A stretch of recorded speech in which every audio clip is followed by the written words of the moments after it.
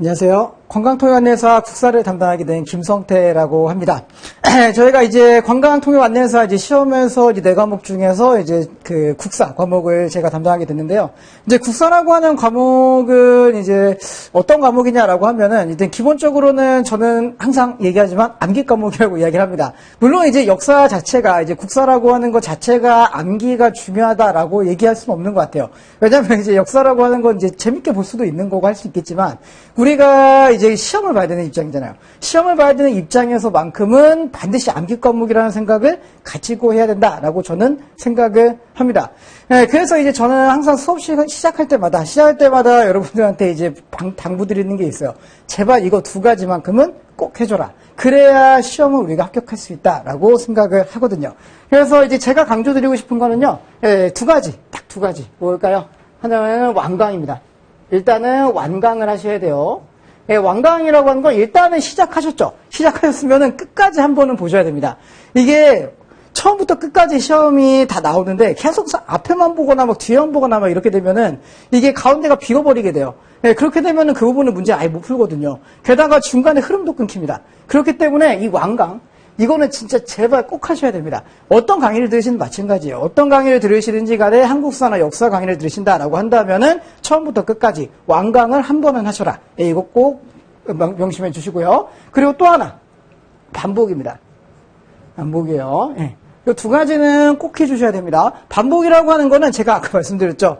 그 국사는 암기 과목이다. 국사는 암기 과목이기 때문에요. 반복이 안 되면은 암기가 안 돼요.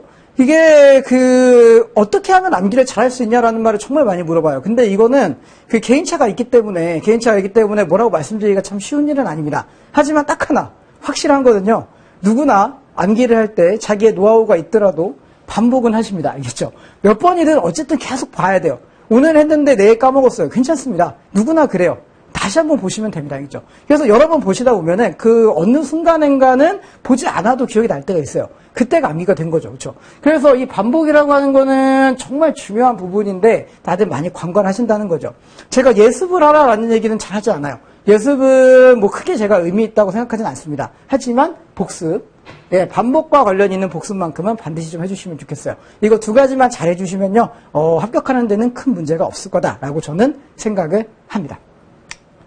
자, 그러면 이제 국사 과목은 어떻게 구성이 되냐면요. 이렇게 챕터가 이제 9개 챕터가 나와 있죠. 여기에서 이제 처음에 한국사의 바른 이해가 첫 챕터인데, 여기는 이제 시험이라기보다는 이제 국사가 어떤 과목인가. 그래서 이제 우리가 어떤 식으로 생각을 하고 국사를 공부해야 되는가. 약간 이런 내용이라고 보시면 되겠고요. 본격적으로 나오는 건 사실 챕터 2부터라고 하시면 되겠죠. 챕터 2부터 이제 시험에 나오면서 이제 여기 끝까지 이제 시험에 나오게 돼 있는데, 여기서도 이제 우리가 집중해야 될 부분이 좀 있어요. 우리가 집중해야 될 부분은 여기. 그리고 여기입니다. 그쵸? 그리고 근세까지죠. 이렇게 4파트예요. 이 4파트가 이제 가장 중요한 파트라고 생각하시면 되겠고요. 그리고 선사시대가 이 시험에서만큼은 조금 중요해요. 그런데 이제 근대사부터는 사실 많은 문제가 출제되지는 않고 있습니다. 최소한 관광국사에서만큼은요. 그래서 우리는 바로 이 4챕터에 집중할 거고요. 고대라고 한다면은 우리가 삼국부터 이제 통일신라까지, 통일신라 시대, 요즘엔 남북국 시대라고 합니다. 그 중세사회인 고려, 그리고 근세사회인 조선까지, 여기가 우리가 가장 메인으로 볼 부분이라고 생각하시면 되겠습니다. 자, 그럼 이제 본격적으로 이제 수업을 좀 시작해 볼게요. 자, 첫 번째 챕터입니다. 우리 이제 한국사의 바른 이해이고요. 이제 우리가 역사는 어떤 의미를 가지고 있고 역사는 무엇인가 뭐 이런 내용이라고 보시면 될 것 같아요. 그래서 이제 역사는 어떤 의미를 갖고 있냐라고 하면은 우리는 이제 2가지를 많이 이야기합니다. 하나는 이제 사실, 또 하나는 우리 기록이라고 하는 거예요. 그래서 사실과 기록은 이제 어떤 차이가 있냐라고 하면은 사실로서 역사는 있는 그대로의 사실을 이야기합니다. 그렇기 때문에 굉장히 객관적인 그냥 사실 이런 걸 이야기하고요. 기록 같은 경우는 이제 기록하는 사람의 주관이 좀 담겨 있는 것이라고 생각하면 돼요. 그래서 단순하게 생각하면은 사실은 객관적인 것, 그리고 기록은 주관적인 것이라고 생각하시면 되겠습니다. 그럼 우리가 배우는 이제 국사나 뭐 역사 과목은 어떤 면이 좀 강하냐라고 한다면은 기록으로서의 면이 좀 더 강하죠. 왜냐면은 우리가 보는 이제 역사 기록들이 전부 다 그 사람들의 주관에 의해서 기록된 것이기 때문에 사실 그 자체라고 보기 좀 어려운 부분이 많이 있어요. 그렇기 때문에 뭐 사실 그 자체를 공부하는 경우도 있겠지만 우리는 대부분 기록으로서의 역사를 공부하고 있다라고 생각하시면 되겠습니다. 실제로 역사의 본질이 기록이기도 하고요. 아시겠죠? 그래서 네, 그래서 여기 보시면은 사실로서의 역사는 여기서 객관적인 의미라고 되어 있죠. 그래서 객관적인 의미라고 되어 있으니까 이거 객관적이다라고 생각하시고 보시면 되겠고요. 있는 그대로 사실이라고 생각하시면 되겠습니다. 그래서 보면은 이제 발해 중앙정치 제도가 중국의 제도 어떻게 다른지 살펴보았다. 이런 건 그냥 사실을 보는 거죠. 사실을 보는 거죠. 다강성에서 이제 토성의 길이가 어느 정도인가. 이런 걸 보는 거는 객관적인 사실이라고 한다면요.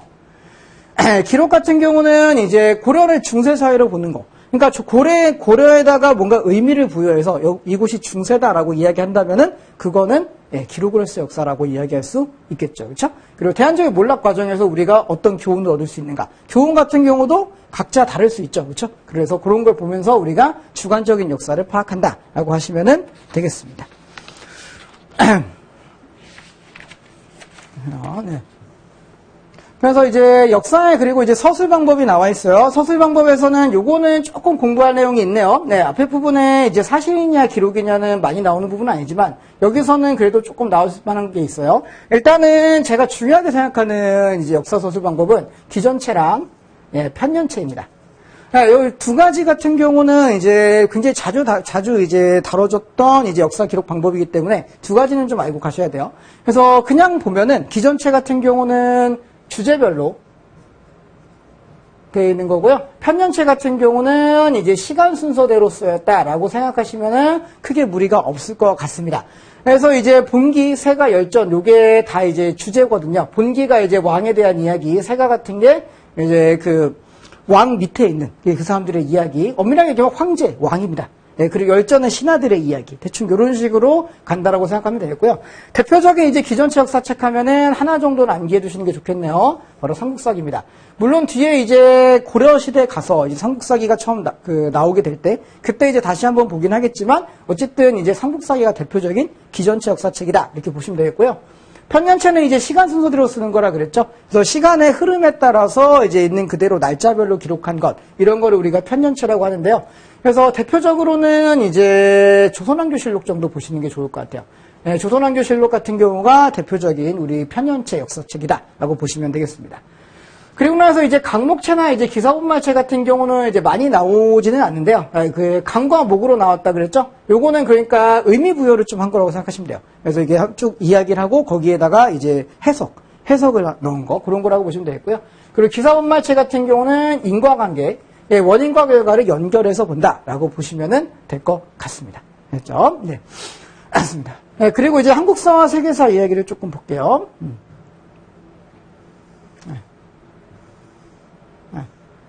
한국사와 세계사는 이제 이렇게 생각하시면 될 것 같아요. 한국사가 세계사랑 좀 비슷하게 이제 이루어진 부분도 좀 있고요. 한국사랑 세계사가 다르게 간 부분도 좀 있다. 그래서 그거를 우리가 보편성과 특수성이라고 이야기를 하고 있습니다. 그래서 보편성은 이제 한국사가 일반적으로 가지는 특성이 세계사랑 좀 비슷하다. 이런 얘기고요. 특수성은 한국사만이 가지고 있는 무언가가 있다라고 생각하시면 될 것 같습니다.